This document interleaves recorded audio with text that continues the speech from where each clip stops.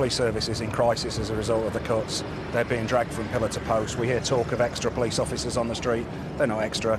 They're officers that have had their rare leave days cancelled. They've had their 12-hour shifts that are now done routinely extended to 16 hours. They're being drawn from other areas. The officers we see behind us are from Kingston, from Hounslow and Hillingdon.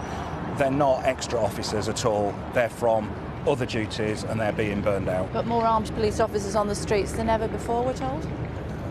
No. Armed police officers on the streets than ever before? No, they're not. Basically, people that are alleging that are lying. So the government are lying? Yes. The Defence Secretary's lying when he says that? Yes, they funded bringing us back to the number of armed officers we had in 2010 by 2020. And they've got to address a number of issues in order to get there. The Prime Minister was previously, of course, Home Secretary for 6 years. She's saying that we need to now change the way that we are approaching terrorism here in the United Kingdom. What sort of advice, what sort of support do you think she needs to offer the police service? I heard her speech and she raised 4 things that needed to change. She missed the most obvious, urgent one, which is to deal with the cuts to ordinary policing.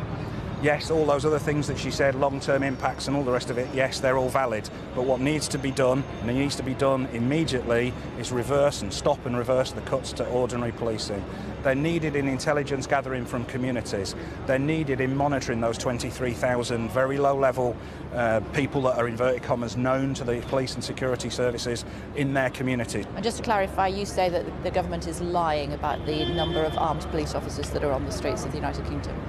Yes, in 2010 we had 1,000 plus more. They've got a plan in place and they've said they've funded, not totally, but they've part funded, bringing that up again by 2020. We are not there yet. We saw a brilliant response in London here last night. We saw it in Westminster a month or so ago. We saw it in Manchester a couple of weeks ago. If this had happened anywhere else, you would not be seeing that response. It is threadbare elsewhere in the country.